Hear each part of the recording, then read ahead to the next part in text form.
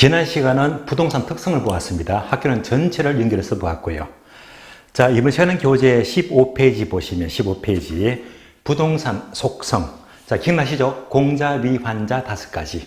자, 속성 5가지는 제가 3월달 설명을 수업을 하면서 얘는 최근에 거의 안 나왔거든요. 3월달만 수업하고 더 이상 설명을 안 한다고 말씀드렸습니다. 참고로 못 들으신 분들은 3월달 강의를 참고를 하시고요. 자, 바로 본론 넘어갑니다. 자, 교재 20페이지. 20페이지 보시면 드디어 강론 제1장 수요 공급이론 아주 중요합니다. 너댓 문제가 출제가 돼요. 자, 그러면 수요 공급 파트는 여러분들이 오늘 강의 노트 보시면요. 총 3장이죠. 그 중에서 요 표를 보시면 돼요. 자, 가로 프린터가 된 수요 공급 비교 정리표 있죠. 지금부터 자, 수요 공급 비교 표를 보면서 표를 보시면 이 표가요. 지난 3월 달에도 내어드렸는데 그보다 더 디테일하게 해요. 예. 그러니까 앞면, 뒷면 상세히 언급을 하고 있거든요. 그래서 이 표를 중심으로 설명을 드리고 부족한 부분들은 강의 노트나 교재로 참고하도록 하겠습니다. 표를 중심으로 보도록 할게요. 그러면 여러분들이 표를 보시면 자, 왼쪽은 수요, 오른쪽은 공급입니다. 크게 자, 5개 파트인데요. 첫 번째 의가 나와요. 의. 두 번째가 법칙이죠. 수요 법칙과 공급 법칙입니다. 자, 세 번째가요. 별표가 3개 되어 있죠. 수요 결정 요인 별표 3개. 공급은 별표가 없죠. 좀 덜 중요해요. 자, 뒷페이지 보시면요. 뒷페이지. 자, 수요 탄력성. 중요하죠. 별표 3개입니다. 공급 탄력성은 별로죠. 별표가 없잖아요. 마지막으로 균형 가격 결정 별표 3개. 그래서 별표 3개짜리는요. 무조건 출제가 돼요. 그래서 기본적으로 이 세 파트는 무조건 하니까 굉장히 중요합니다. 자, 그러면 먼저 이 표를 보시면서 의의를 보기 전에 우리가 가장 기본적으로 수요와 공급을 개괄적으로 이렇게 한번 정리를 해볼까요? 수요와 공급입니다.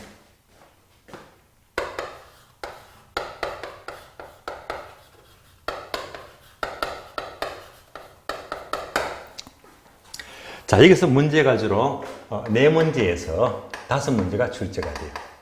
참고로 작년 시험은 4문제가 나왔어요. 4문제. 그러면 자, 수요와 공급을 비교합니다.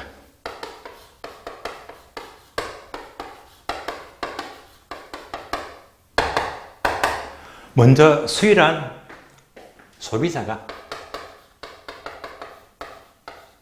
자, 물건을 사는 것이죠. 반대로 공급은요, 거꾸로 생산자가 상품을 파는 것입니다.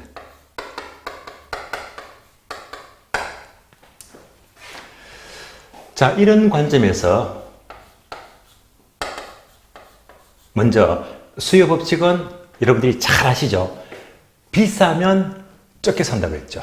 그래서 가격이 상승하면, 비싸면 적게 산다. 수량은 감소가 돼요. 비싸면 적게 산다. 기억나시죠? 또 가격이 싸면 많이 사겠죠? 수요가 증가합니다. 비싸면 적게 사고 싸면 많이 산다.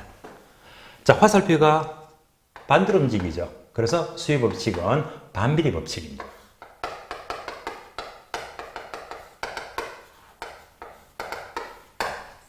자, 이 반비례 법칙을 그래프로 그린다면 자, P 가격, Q 수량과의 관계에서 자, 그래프는 이런 모양이죠. 얘가 바로 수요 곡선입니다. 즉 우하향 모양이 됩니다.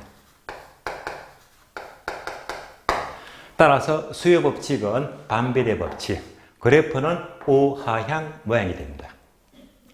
다음에 공급은요. 공급 법칙은 공급자 입장에서는 가격이 오르면 많이 팔아야 되겠죠? 공급은 증가가 돼요. 가격이 내리면 공급은 감소가 된다. 그래서 가격이 상승하면 공급은 증가된다. 같이 움직이더라. 비례 법칙입니다. 자, 이 비례 법칙을 그래프로 그린다면 가격과 수량과의 관계에서, 자, 그래프 기억나시죠? 이렇게 우상향, 이런 형태가 된다.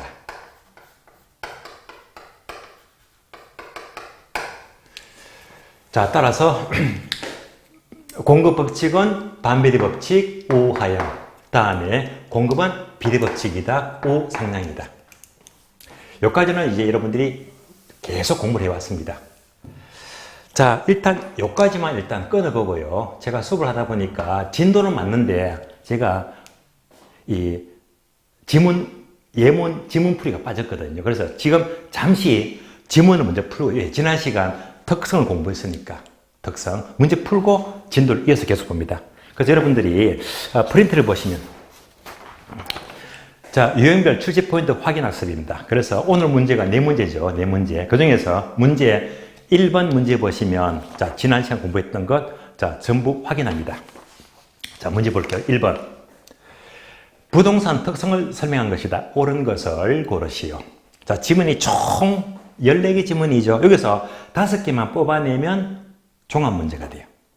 자, 1번부터 봅니다. 여기서 기출 지문이 아주 많습니다. 1번.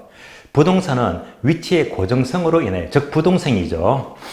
부동성으로 주변에서 일어나는 환경 조건의 변화가 부동산 가격에 영향을 주는 외부 효과를 발생한다. 키워드가 외부 효과, 부동성 외부 효과 맞는 말이죠? 옵니다. 기출 문장이고요. 자, 2번요.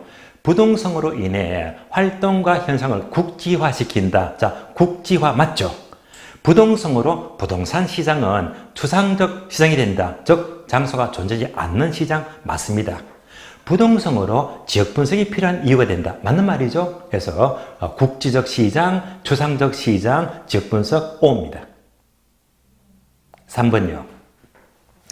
토지는 일반적으로 비노동 생산물이라고 하는데, 자, 밑줄 아세요? 비노동 생산물 밑줄. 얘는요, 쉬운 말로 생산비 X입니다. 즉, 생산비 법칙이 해당되지 않는 것을 말합니다. 생산비 법칙이 해당 안 되는 것은 무엇 때문이죠? 부정성이죠. 다시 이는 부동성 틀렸네요. 부동성이 아니라 부정성 때문에 기인하게 됩니다. 따라서 X. 자, 기출문장이었고요. 다음에 4번 빈출 지문입니다. 부정성으로 인해서 토지는 노동이나 생산비를 투입해서 재생산할 수가 없다. 맞죠? 부정성으로 토지에 대한 가격 탄력성은 완전 비탄력적이다. 즉, 이 말은 다른 말로 공급이 수직이 되는 거예요. 맞는 말이죠? O입니다. 자, 5번도 기출문장인데요. 부정성으로 인하여 공간 수요 입지 경쟁이 발생한다. 자, 말이 조금 까다로운데요. 자, 공간 수요에 입지 경쟁하게 되면 부정성은요, 땅을 증가 못 시키니까 토지가 부족하잖아요. 토지가 부족하니까 경쟁이 발생합니다. 맞는 말입니다. 따라서 토지가 부족하니까 경쟁이 발생하고, 따라서 집가 상승 문제를 발생시킨다. 맞는 말이죠? O입니다. 자, 6번도 빈출입니다. 부정성 특성으로 인해서 토지형은 점차 집약화된다. 맞는 말이죠? 집약적 이용 O입니다. 7번도 기출문장. 토지는 인문적 특성이 하나로서 인간이 구획한 획지는 다른 토지와 구별되는 개별성을 가진다. 자, 앞뒤가 안 맞죠? 개별성은 앞에 보니까 인문적 특성이 아니라 자연적 특성입니다. 그래서 우리 시험은요, 자연적을 인문적으로, 인문적을 자연적으로 바꿔서 잘 묻거든요. 바뀐다는 조심하세요. 틀렸습니다. X입니다. 8번. 영속성으로 인하여 장기 투자를 통해서 자본 이득과 소득 이득을 얻을 수 있다. 맞는 말이죠. 영속성, 투자, 소득 이득, 자본 이득 모두가 맞습니다. O입니다. 자, 9번도 기출문장인데 얘는요, 지문이 조금 까다로워요. 자, 경제 사회적으로 본다면 용도면에서 유용성이 유사한 토지가 없다는 것은 개별성 특성 때문이다. 자, 유사한 토지가 없는 것은 개별성까지는 맞는데 그 앞에 보시면 용도면이 틀렸죠. 개별성은요, 용도면이 아니라 물리적인 면에서 똑같은 토지가 없는 겁니다. 그래서 용도면을 물리적인 면으로 고쳐야 됩니다. 그래서 물리적으로 똑같은 토지가 없는 것이 개별성이죠. X. 10번. 개별성으로 인하여 일물일가 법칙은 성립하지 않는다. 맞죠? O입니다. 자, 11번도 빈출 지문이죠. 개별성 때문에 부동산은 상품 간 완전한 대체 관계가 성립이 어렵다. 맞는 말이죠? 옵니다. 자, 12번 기출문장을 편집했습니다. 인접성 또는 연결성으로 인해 소유와 관련해 경계 문제를 불러일으킨다. 맞습니다. 인접성으로 외부성, 즉 외부 효과와 밀접한 관계를 가진다. 맞습니다. 인접성으로 토지는 생산비 법칙이 해당되지 않는다. 얘가 틀렸죠. 생산비 법칙이 해당되지가 않는 것은 바로 부정성이죠. 부정성 때문입니다. 틀렸죠? X. 13번 인접성으로 인하여 개발익 사회적 환수 논리 근거가 된다. 개발익 환수 맞습니다. 님비 현상과 핀피 현상을 모두 발생한다. 자, 님비 현상은 부외 외부 효과죠. 핀피 현상은 정의 외부 효과죠. 따라서 외부 효과를 발생한다. 맞습니다. O입니다. 14번 용도의 다양성으로 인하여 최사의 판단 근거가 된다. 용도가 다양하니까 최유 사용 맞습니다. 용도의 다양성으로 이행과 전환을 가능케 한다. 이행과 전환은 용도가 바뀐 땅이니까 후보지와 이행지를 말해요. 맞는 말입니다. 다음에 용도의 다양성으로 규모의 경제를 일어나게 한다. 자, 규모의 경제는 용도의 다양성이 아니고 병합 분할이죠. 병합 분할의 가능성 때문에 규모의 경제가 발생합니다. 얘가 틀렸죠? X입니다. 자, 해서 부동산 특성은 이상 14개의 지문을 통해서 전체적인 연습을 했습니다. 자, 해서 이거 풀어드렸고요. 자, 이어서 계속 수요 공급 이어서 봅니다. 자, 수요 법칙은 반비례 법칙이고 우하향이고 공급 법칙은요 비례 법칙이고 우상향 모양이다. 그럼 이제 계속 이어서 봅니다.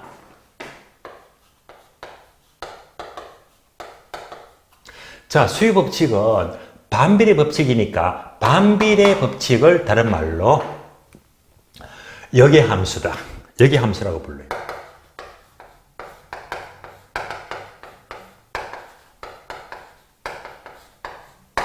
역의 함수. 그러니까 이제 결국 이 반비례 관계를 바로 역의 법칙 이렇게 부르는데요. 그럼 이제 얘는요 식으로 표현해봐요. 식으로. 제가 임의로 식을 하나 만들어 본다면요. 자, QD 수요 함수 이꼴 300 마이너스 2P다. 이렇게 식을 만들었습니다. 이때 반드시 마이너스가 붙어요. 얘가 바로 역의 함수 반비례 법칙이다. 즉 가격과 수량은요 반비례죠. 비싸면 적게 산다. 반비례 법칙이면 항상 앞에 마이너스가 붙게 됩니다. 항상 수요 함수는요 마이너스가 붙어요. 역의 함수입니다. 자, 이어서 이제 공급 법칙은 비례 법칙이다. 자, 이것을 다른 말로 정의 함수이다. 정의 함수라고 불러요. 이렇게 비례 관계를 이제 불러서 정의 관계이다. 그럼 또 식을 만들어 볼까요? 공급 함수 이꼴 100 플러스 P다. 자, 앞에 정의 함수다. 플러스가 붙잖아요. 이 말은요, 가격이 상승하면 공급을 증가한다. 정의 함수를 말해요. 이렇게 이제 나중에 식이 나오거든요. 이런 식의 흐름까지도 수요 함수는 항상 마이너스가 붙고 공급 함수는 플러스가 붙어요. 결국 이걸 합쳐볼까요? 자, 양자를 합치고 일치를 시킨다면 여기서 균형 가격이 결정이 됩니다.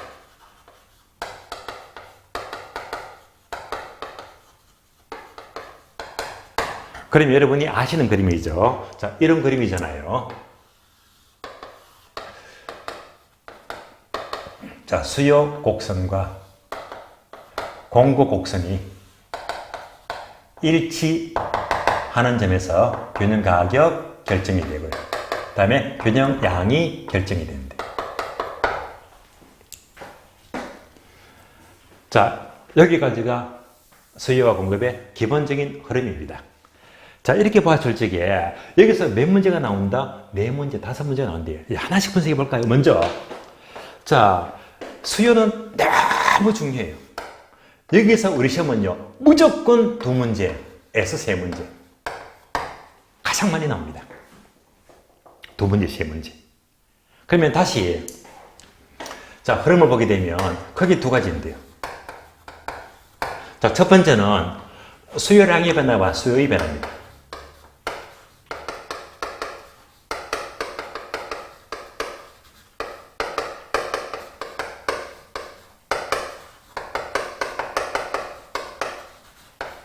얘가 좀 전에 프린터 보니까 별표가 3개 있죠. 무조건 나옵니다. 한 문제가 무조건 나와요. 다음에는 수요의 탄력성이 있죠. 탄력성도 프린터 보니까 별표가 3개 돼 있잖아요. 사실 얘가 더 중요해요.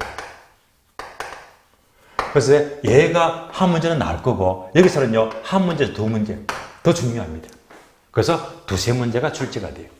가장 중요합니다. 다음에 공급은요, 공급. 자, 공급은 여러분들은 한 문제 정도. 자, 이 결정은요, 한 문제가 나올 수도 있고 안 나올 수도 있어요. 물론 작년에 나왔는데요, 안 나올 수도 있습니다. 조금 약해요. 얘도요, 흐름은 두 가지다. 1번, 2번. 자, 덜 중요하니까 일일이 안 쓸게요. 그대로 갖다 붙이면 됩니다. 1번, 공급량의 변화와 공급의 변화를 아셔야 되고요. 두 번째는요, 공급의 탄력성입니다. 그래서 얘는요, 조금은 약하다. 한 문제 정도 잡으시고요. 다음에, 이제 양자를 일치시키니까 균형 가격 결정인데요. 여기서 문제는 필수 출제. 무조건 한 문제에서 두 문제는 꼭 나옵니다. 그럼 이제 여기서는 문제가 어떻게 나올까? 역시 프린터 보니까 별표가 3개 나왔잖아요. 균형 가격 결정. 무조건 나옵니다. 그럼 이제 자, 이 흐름에서는 자, 두 가지가 중요해요. 두 가지요. 첫 번째는 계산 문제. 두 번째는요, 그래프를 그리는 문제, 그래프. 따라서 균형 가격 결정에서는 항상 계산 문제나 그래프를 묻는 문제가 나오더라. 그래서 이렇게 각각 출제가 되고 있다. 가장 중요한 것, 수요에서 1번, 2번. 그 다음에 균형 가격. 약한 부분은 공급입니다. 자, 이렇게 해서 이제 프린터를 보시면 돼요. 자, 비교 정리표를 볼까요? 자, 비교표를 보시면 왼쪽은 수요, 오른쪽은 공급입니다. 먼저 의의가 나와 있죠. 자, 의의를 보시면 수요는 일정 기간 상품을 구매하고자 하는 욕구를 말해요. 자, 일정 기간 밑줄 되어 있죠. 일정 기간을 화살표, 유량 개념입니다. 유량 동그라미. 중요하죠? 중요하니까 별표 됐습니다. 중요해요. 자, 이때 유량은 뭡니까? 하게 되면요. 자, 표에서 쭉 내려오니까 중간에 표 속에 긴 표가 나오죠. 자, 표 속의 표를 보니까 유량과 저량이 나옵니다. 유량은 플로우 개념, 저량은 스톡 개념입니다. 여기다가 별표하시고. 얘도요, 매우 중요합니다. 만약 출제되었다면요, 무조건 득점을 하셔야 됩니다. 꼭 득점하세요. 그러면 유량은요, 일정 기간을 가리키고, 저량은요, 일정 시점을 가리킵니다. 그래서 기간은 유량이 되고 시점은 저량이다. 그래서 자, 표를 쭉 보니까 단어가 굉장히 많이 나오잖아요. 그래서 이런 단어를 절대 놓치지 마세요. 자, 표를 보시면 첫 번째, 유량은요, 부동산 회사의 당기 순이익이다. 당기 순이익 밑줄 되어 있죠. 당기 순이익은 당의 기간 동안의 순수익이니까 당연히 기간 유량입니다. 비교해서 자, 한 줄 내려가서 자, 순자산 가치 밑줄 되어 있죠. 순자산 가치는 다른 말로 자본을 가리키는데 얘는요, 특정 시점에서의 자본, 순자산 가치를 말하니까 시점이죠. 저량입니다. 올라갑니다. 국민 총 생산은 기준이 1년이죠. 1년. 그러니까 기간이다. 유량이 되고요. 내려가서요, 통화량, 국부 외환 보유고 얘는 특정 시점을 가리킵니다. 올라갑니다. 중요하죠. 신규 주택 공급량 밑줄 되어 있죠. 신규 주택은 짓는데 1년, 2년 걸리잖아요. 기간입니다. 유량. 내려가세요. 기존 주택 공급은요. 기존 주택은 특정 시점에서 사고 팔고 하니까. 그러니까 이것은 시점, 저량입니다. 올라가죠. 주택 거래량 밑줄 되어 있죠. 중요합니다. 주택 거래량도요. 한 달 동안 얼마가 거래되었다? 기간이죠. 유량이 되고요. 내려가서 주택 재고량은 바로 특정 시점에서의 재고를 가리키니까 시점 저량입니다. 또 올라가서 임대료, 지대 수입, 소득 이런 것들은 모두가 기간을 명시하는 것이고, 내려가서요 시장 가격, 실물 자산, 도시 인구수 모두가 특정 시점을 가리킵니다. 저량입니다. 그래서 자 원래 만약 유량 저량이 나왔다면 틀림없이 박스를 물어요. 여기에다가 방금 단어를 많이 봤잖아요. 이 단어를 하나, 둘, 셋, 넷, 다섯, 6개 또는 7개 섞어서 주면서 유량은 몇 개인가, 저량은 몇 개인가 개수를 가리는 문제 나왔다 무조건 득점하세요. 득점하셔야 됩니다. 그래서 유량과 저량은 중요합니다. 다시 의로 올라갑니다. 올라가니까 자 구매하고자 하는 밑줄되어 있죠. 구매하고자 하는 것이 다른 말로 사전적 개념이죠. 사전적 개념이 되고, 다음 단어 유효 수요 동그라미, 반드시 구매력이 뒷받침된 유효 수요를 가리킵니다. 이때 유효 수요는요 두 가지 조건을 충족시키자 살 의사가 있어야 되고 동시에 지불 능력을 모두 갖춰야 됩니다. 따라서 수요하게 되면 단어 3개 있죠. 자, 유효한 개념이고 사전적 개념이고 유효 수요를 가리킵니다. 다음에 오른쪽 공급 넘어가죠. 자, 공급도 개념 보니까 일정 기간 상품을 판매하고자 하는 욕구이다. 자, 그러면 왼쪽과 오른쪽 비교하니까 문장이 똑같잖아요. 단어가 하나만 틀린다. 구매하면 수요, 판매하면 공급입니다. 구매하면 수요, 판매는 공급이고 나머지 문장은 똑같습니다. 그래서 공급 역시 일정 기간이니까 유량이 되고요. 판매하고자 하니까 사전적 개념이 되고, 자, 또 유효 공급을 가리킵니다. 여기까지 개념 비교하시고요. 자, 이어서 자 왼쪽 보시면요 수요에서 참고표 부동산 수요의 특성 항목 5개 있죠. 얘도요 여러 번 출제됐습니다. 먼저 1번부터 보게 되면 부동산 수요의 특성은 1번 구매자금 축적의 장기성이다. 여기다가 화살표 적어줄래요? 화살표 고가성 적어줘요. 고가성. 부동산은 몇 억씩 하기 때문에 구매자금을 모으는 데는 몇 년씩 걸리잖아요. 그래서 구매자금 축적의 장기성입니다. 자, 2번, 3번은 같이 보시면 돼요. 2번, 구매 결정의 전문성 밑줄, 복잡성 밑줄. 그리고 3번, 구매 절차의 밑줄입니다. 특수성 밑줄. 구매 절차가요, 전문적이고, 복잡하고, 특수화돼요. 이건 뭐 때문이죠? 부동산은 부동성 때문에 반드시 등기를 하죠. 등기가 얼마나 복잡합니까? 그래서 이거 권리 분석은 정말 복잡해요. 복잡하고 전문적이죠. 그래서 이것이 반영된 것이 바로 부동산 경매. 여러분 경매해 보시면 아시겠지만 이 경매 절차가 아주 그 절차가 전문적이고 복잡하고 특수합니다. 4번요. 수요의 가격 탄력성은 땡땡 밑줄 되어 있죠. 부동산의 종류에 따라서 기간에 따라서 달라지는데요. 종류하게 되면 주거용, 상업용, 공업용을 가리키고 기간 하게 되면 단기와 장기를 말해요. 얘는요 다음 주에 저절로 알게 됩니다. 다음 주에 탄력성에서 공부할 내용이 되거든요. 다음에 5번 내려가죠. 토지의 수요는 일반적으로 발생수요이다. 발생수요가 밑줄 되어 있죠. 발생수요가 뭡니까 하게 되면 여기다가 설명을 넣을 수가 없잖아요. 그래서 발생수요가 되면 여러분들은 그 요약지 따로 이 요약지 24페이지를 보시면 돼요. 자, 지금부터 요약지 24페이지를 펴봅니다.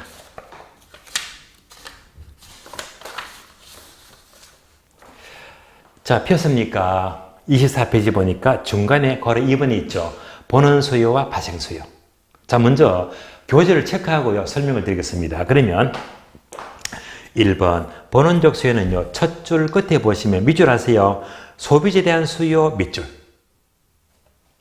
다음에 2번요. 발생 수요는요. 두 번째 줄 보시면 중간에 보니까 이처럼 밑줄입니다. 생산 요소에 대한 수요 밑줄. 자, 얘를 이제 옮겨서 정리합니다. 본원 수요와 발생 수요.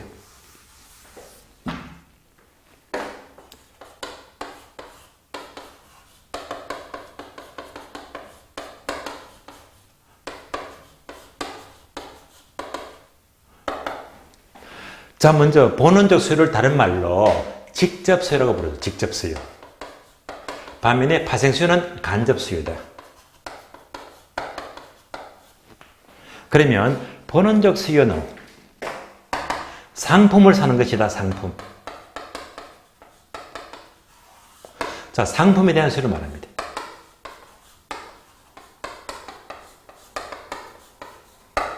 반면에 파생수요는 상품이 아니라 생산 요소에 대한 수요를 가리킵니다.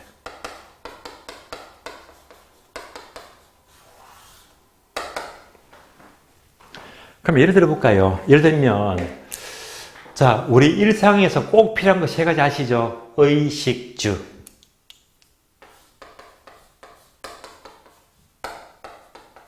의식주, 입고, 먹고, 자고로 말이에요. 자, 그러면요. 자, 입는다, 뭘 입죠? 옷을 입죠. 먹는다, 뭘 먹죠? 빵을 먹죠. 그러니까 옷을 산다, 빵을 산다. 이거 바로 상품이잖아요. 보는 수요. 그런데 옷은요, 뭘로 만들어요? 옷.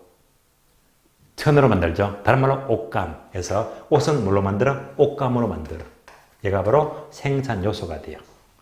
빵은 뭘로 만들어요? 밀가루. 얘가 바로 파생수요가 됩니다. 생산 요소.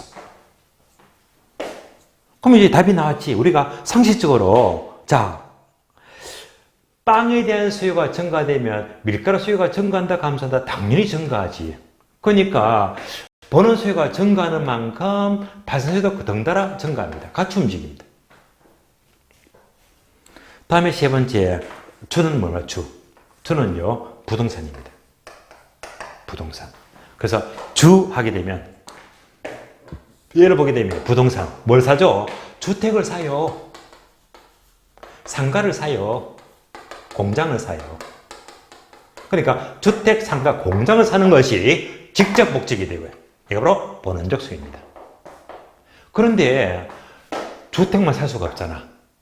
그러면 주택은 뭐가 파생이 되겠지? 땅을 살림. 주택을 사면 반드시 땅이 있어야 됩니다. 그래서 주거용지. 땅이 필요합니다. 상가를 살려면요, 상업용지가 필요하고요. 다음에 공장을 살려면 공업용지, 땅이 필요합니다. 공업용지가 필요하다. 따라서 주거지, 상업지, 공업지 이런 토지가 뭐지? 바로 생산 요소가 되고 파생수요입니다. 토지.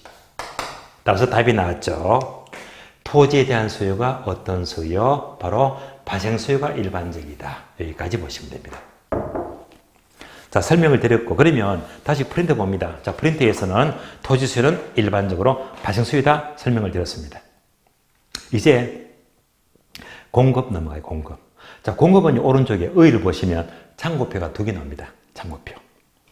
자, 첫 번째 참고표, 부동산 공급의 특성. 이거 지난 시간 공부했죠. 물리적 공급과 경제적 공급입니다. 물리적 공급은 절대로 증가 못 시킨다고 했잖아요. 따라서 박스는 뭘 쓰자? 바로 수직. 해서 바로 공급이 수직이 됩니다. 따라서 같은 말로 괄호 완전 비탄력적 공급이 되고요. 뭐 때문에? 부정성 때문이죠. 부정성. 다음에 경제적 공급은 증가시키수가 있다고 했잖아요. 증가시키수가 있다면 네모를 뭘 쓰자? 공고고서는 네모. 어떤 모양? 우상향. 그래서 우상향 모양을 쓰시면 됩니다. 우상향. 얘는 상대적으로 탄력적이다. 얘는 뭐 때문이죠? 바로 용도의 다양성 때문이죠. 용도에 대한 얼마든지 용도적 공급은 늘릴 수가 있대요. 이미 공부했는 내용이고요. 자, 두 번째 참고표. 부동산의 공고 곡선, 괄호 생산비 곡선. 요 문장 세 줄이 있죠. 얘가요, 어려워요. 어렵습니다. 어려운데 사실 얘는요, 출제가 안 됐다면 저는 아예 설명을 안 드릴 거예요. 근데 요 문장도요, 더러 출제가 되었거든요. 예. 유의할 점은 이제 요 문장은 따로 저희 기본서나 따로 요약집은요, 설명이 빠져 있어요. 그런데 출제가 됐기 때문에 여러분들이 이해할 필요성이 있습니다. 설명은 드리겠습니다. 근데 조금 어려워요. 자, 그러면 문장부터 읽어볼게요. 세 줄이 있죠. 다른 조건이 일정할 경우에 완전 경쟁 시장에서의 부동산 공급 양은 자, 한계비용 곡선과 한계비용 동그라미, 평균비용 곡선이 평균비용 동그라미, 가격 곡선이 일치하는 점, 가격 동그라미. 동그라미 3개 있죠. 한계 비용과 평균 비용과 가격 곡선이 모두가 일치하는 점에서 균형은 결정이 된대요. 그래서 이 문장이 상당히 어려운 말입니다. 지금부터 이 부분도 출제가 되고 있기 때문에 여러분들이 다 출판 모의고사 보시면 이 지문도 잘 나와요. 그래서 여러분들이 아셔야 됩니다. 설명을 드리겠습니다.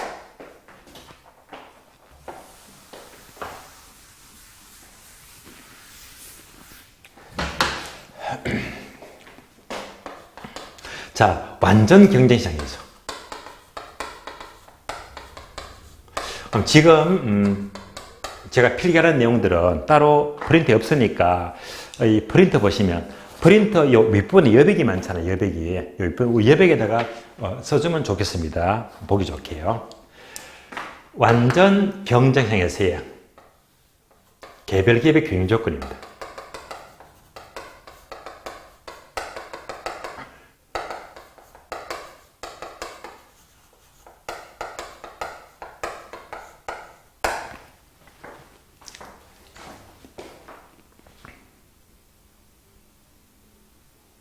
그러면 자, 먼저 완전 경쟁 시장은 여러분이 아시겠지만 이런 시장은 존재하지가 않는다고 했죠. 가장 이상적이고 가장 효율적이고 가장 기준적 시장입니다.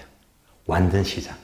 자, 그러면 이제 얘가 되기 위해서는 기억나시죠? 제가 분명히 암기를 시켜드렸거든요. 어떻게 암기했다? 동자다정.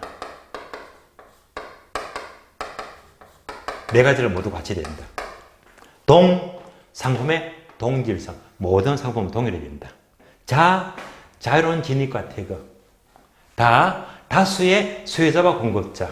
정, 정보의 완전성을 모두 갖추면 완전 시장이 됩니다. 자, 그러면 완전 시장에서의 개별 기업의 균형 조건이다. 우리가 보통 균형하게 되면 이거잖아요. 균형은 요 그림 있죠. 수요와 공급이 일치하는 점이 바로 균형 조건입니다. 그런데 완전 시장은 이런 그래프가 안 나와요. 그러니까 수요가 우하향이다. 공급이 우상향이다. 이런 그림이 나오지가 않습니다. 그래서 이제 완전 시장은 균형이 뭐냐 예를 보자는 말인데, 그래서 방금 세 줄 밑줄 쳤는데 단어 세 개를 동그라미 있잖아요. 한계 비용과 평균 비용과 가격이 모두가 일치가 돼야 되는데, 그래서 요거 옮겨 쓰게 되면요, 가격 이꼴 평균 비용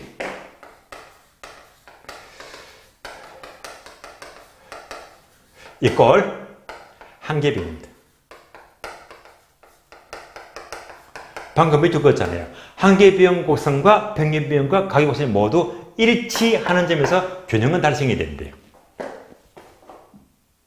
이렇게 어거지로 암기할 수가 없으니까 예를 들어 하나하나 풀어서 여러분들이 좀 힘들지만 그래프로 여러분들이 이해를 하셔야 됩니다. 지금부터 그래프 분석합니다. 그래프 잘 따라오셔야 됩니다. 그래프.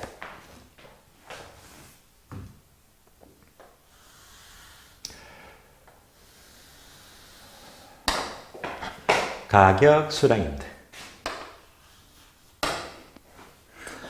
자, 그러면 예를 들면 쌀이다. 자, 쌀을 예를 듭니다. 그러면 쌀 하게 되면요, 보통 마트에 가니까 쌀 20kg 대충 얼마 하던가요? 한 6만 원 잡으기 6만 원. 그래서 쌀 20kg 얼마? 6만 원. 6만 원. 자, 이때 쌀 20kg가 6만 원이다. 이 쌀 가격은요, 수요자가 정합니까? 공급자가 정합니까? 어느 쪽요? 공급자요? 농민이 쌀값 정합니까? 아니에요. 정할 수가 없습니다. 그러면 수요자요? 쌀을 사 먹는 소비자가 쌀값 마음대로 정합니까? 그것도 아니다. 그럼 뭐냐? 수요자, 공급자 둘 다 어느 쪽도 가격을 결정할 수가 없습니다. 왜냐? 요거 있죠. 완전 시장은 수요자와 공급자가 무수히 많기 때문에, 무수히 많으면요, 어느 쪽도 가격을 결정할 수가 없습니다. 결정을 못해요. 그럼 이제 이 말은 뭐냐? 쌀 20kg 6만 원, 가격은 정해진 거예요. 주어진 가격 보고 쌀을 공급하고 쌀을 사 먹잖아요. 그래서 가격은 정해졌어요. 주어진 가격에서 이렇게 쌀을 사 먹더라. 자, 주어진 가격 그대로 사 먹는다 해서 얘가 바로 수요곡선입니다. 이를 다른 말로 가격 순응자라고 불러요. 가격 순응자이다. 반복합니다. 완전 경쟁 시장은 자, 수요자와 공급자가 무수히 많기 때문에 어느 쪽도 가격 못 정합니다. 못 정하고 이미 가격은 주어진 가격에서 이렇게 사 먹더라. 가격과 수요가 그대로 똑같습니다. 무슨 모양? 수평선. 그러면 달라지네. 우리가 알고 있는 수요는 우하향 이렇게 봤는데 우하향. 근데 완전시장은 무수히 많기 때문에 무슨 모양? 수평선. 달라졌죠. 우하향이 아니고 수평선입니다. 수평선. 따라서 이때 요 가격. 가격과 수요가 똑같잖아요. 따라서 첫 번째.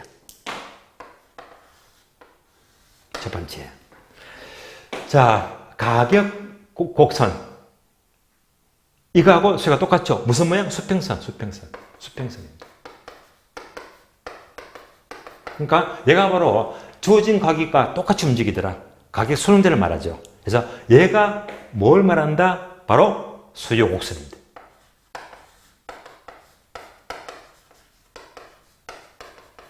끝. 여기까지. 따라서 완전 경쟁 시장은 자, 수요 곡선은 어떤 모양이다? 바로 수요 곡선은 수평선. 우하향이 아니고 주어진 가격에 그대로 순응하더라. 수평선은 가격과 수요가 똑같이 움직입니다. 수평선. 다음에 평균비용입니다. 평균비용. 자, 평균비용은 평균비용. 자, 줄여서 AC다. AC. Average Cost. 평균비용입니다. 그럼 여러분들은 평균 아시죠? 평균.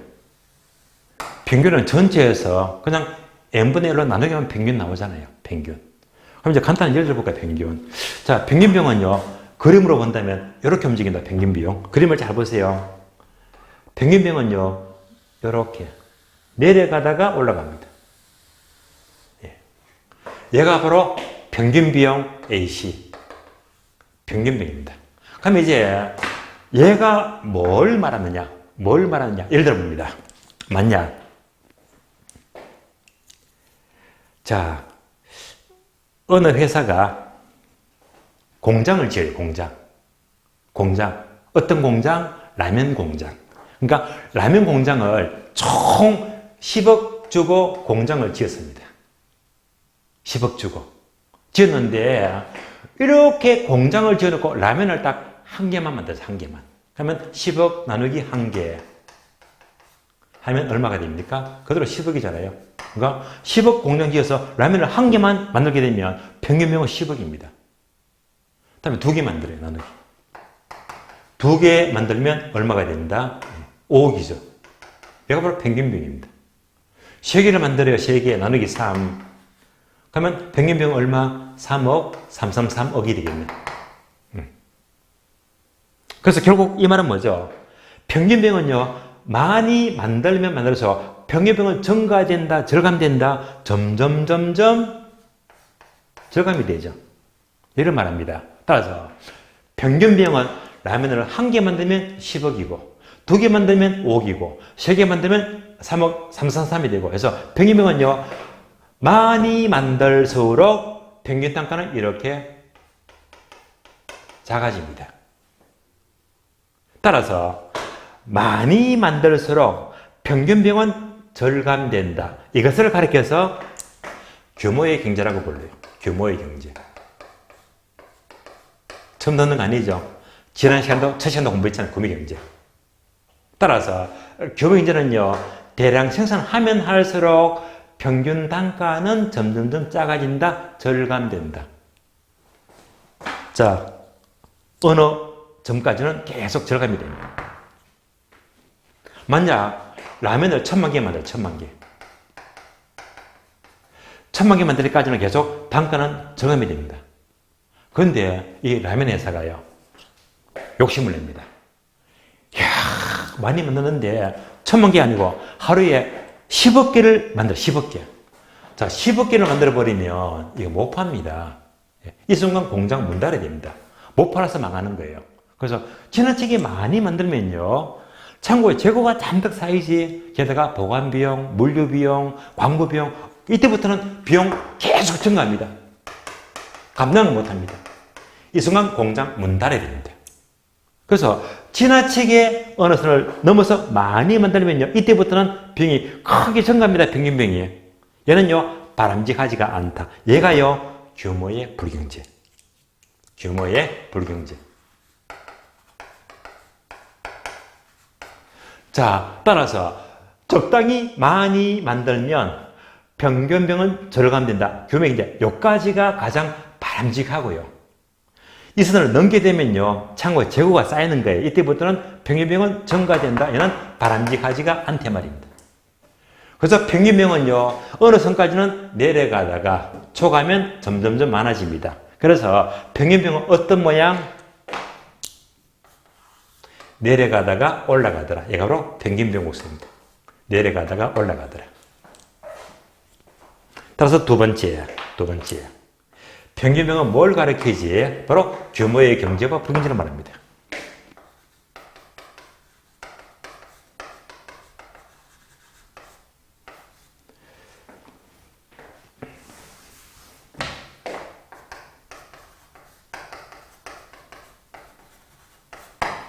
그러면 규모 경제는요, 자, 여기까지는 계속 평균비용은 절감이 되죠. 그래서 평균비용은 계속 절감이 됩니다. 얘가 바람직하다. 지나치게 많이 만들면 오히려 평균비용은 증가되니까 얘는요, 안 좋다. 자, 반복합니다. 여러분들이 모의고사 보시면요, 얘가 나옵니다. 얘가요. 이 단어가 나와요. 정리. 규모의 기준은 무엇과 관계된다? 평균 비용과 관계된다. 그러면 우리 시험은요, 함정은 바꿔서 물어. 규모의 경제는 한계 비용과 관계된다. X 틀린 말입니다. 그래서 규모의 경제 하게 되면 한계 비용이 아니고 평균 비용과 관계됩니다. 평균 비용. 그래서 얘가 나왔는데 한계 비용은 무조건 틀린 말입니다. 속지 마세요. 예. 다음에 세 번째, 한계 비용입니다. 한계 비용. 한계 비용. 자, 한계 비용은 줄여서 MC가 돼요.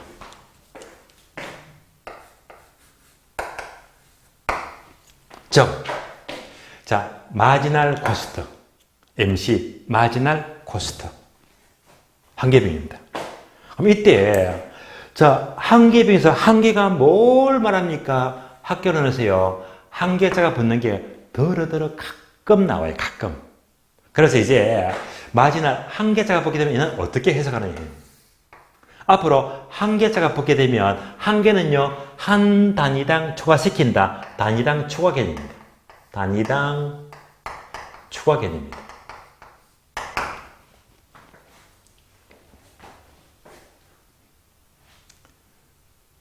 그러니까 이해가 안 돼요. 예를 들어볼게요. 예를 들면요. 자, 라면 공장을 지었는데 이제 라면을 만들어요. 라면을 한 개 만들면 비용은 100원 들어가는데 100원. 그럼 두 개 만들면요 200원이죠. 세 개 만들면 많이 만드니까 이제 290원 잡을게. 290원. 4개 만들면요 얼마? 380원 들어갑니다.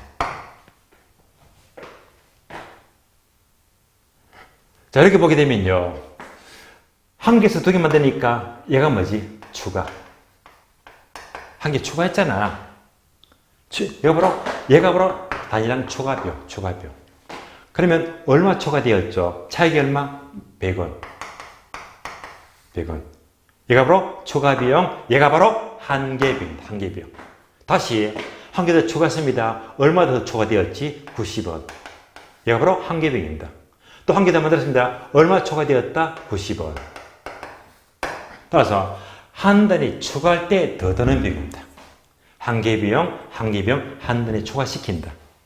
그러니까 한계비용은요, 100원, 100원, 100원 초과되가 90, 90, 90원, 85, 85, 85 조금씩은 작아지겠네. 이걸 전부 다 모아서 그래프를 그리게 되면요, 이런 그림이 됩니다. 얘가 바로 MC 한계비용 곡선, 한계비용입니다. 한계비용. 자, 얘가 무슨 모양이죠? 오상량. 뭐? 오상량. 많이 봤잖아요. 그래서 얘가 무조건 이꼴. 얘가 무조건 이꼴 공급곡선입니다. 그래서 앞으로 공급곡선이면 어떤 비용? 한계비용 곡선하고 똑같은 말입니다. 우상량. 따라서 한계비용은 어떤 모양이다? 우상량.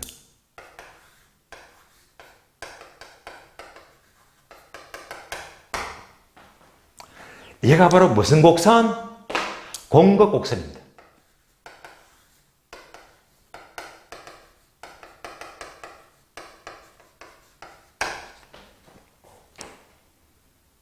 따라서 우리가 늘 공부하는 우상량 공급곡선은 무슨 말이지? 한계비용 곡선이다. 똑같은 말입니다. 그러면 까다로운 모의고사는 바꿔서 뭐래요? 공급곡선은 평균비용 곡선 바꾸니까 틀린 말입니다.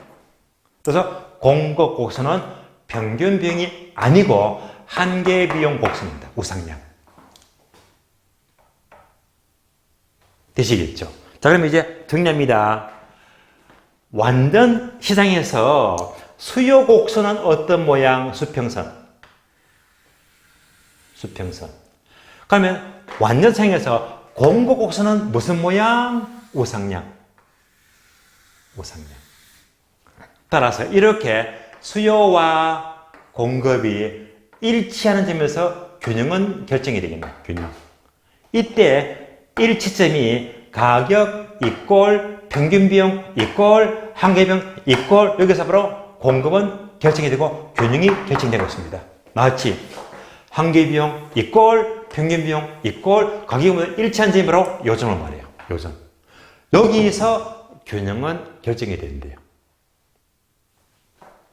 그래서 여기까지가 이론이 꽤 어려웠습니다. 어렵지만 우리 시험은요, 평균비용, 한계비용 이런 문장들이 여러분들이 모의고사 보시면 더러더러 나오거든요.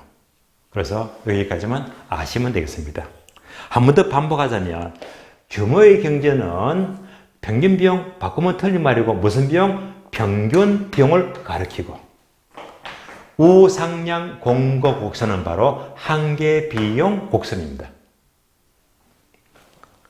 그리고 완전 시장은 수요 곡선은 무슨 모양? 수평선. 공급은요? 공급은 우상량. 얘가 일치하는 점에서 균형은 결정이 된대요. 그럼 이제 이 흐름을 이제 설명을 다 들었으니까 프린트 한 번 더 확인하고요. 시도록 하겠는데요. 프린트를 보기는 프린터 보세요. 자, 프린터에서 참고표 보시면서 세 줄 제가 밑줄 껐잖아요. 지금 읽어보게 되면 이제 문장이 조금 들어올 거예요. 세 줄 다시 봅니다. 다른 조건이 일정할 경우에 완전 시장에서의 부동산 균형 공급량은 한계비용 이꼴 평균비용 이꼴 가격이 모두가 일치하는 점에서 균형 공급량은 결정이 된다. 이제 맞는 말이잖아요. 세 가지가 모두가 일치가 된대요. 그럼 이제 이런 질문들이 그냥 이 프린트만 볼 게 아니고 실제로 우리 시험은 나왔어요. 기출문제 확인합니다. 기출문제. 자, 기출문제는요, 오늘. 자, 지문 프린트 봅니다. 출제 포인트 확인했습니다. 자, 문제 보시면요, 문제 보시면. 자, 문제 2번요. 2번. 자, 2번 문제 보게 되면 뒷페이지 볼까요? 지문이 몇 번까지 있죠? 11번까지. 11번. 자, 그래서 11번 지문이 바로 기출 문장입니다. 11번. 11번 지문 뭡니다. 완전 경쟁. 나왔죠, 이거? 완전 경쟁. 따라서 완전 경쟁에서 기업은 한계비용은 뭐지? 공급곡선입니다. 공급곡선. 그 다음에 임대료가 바로 가격이죠. 얘가 바로 임대료. 임대료가 뭐지? 바로 수요곡선입니다. 그러니까 한계비용은 공급곡선, 가격 또는 임대료는요 수요곡선. 그래서 공급과 수요가 일치하는 전까지 부서를 공급한다. 균형 조건 맞잖아요. O입니다. 그래서 우리 기출 문장은요 여기까지 출제가 되었고 좀 어려웠습니다. 자, 여기까지 보시고요. 쉬었다가 다음 시간은요 수요 공급의 결정 요인들을 살펴보도록 하겠습니다. 쉬겠습니다.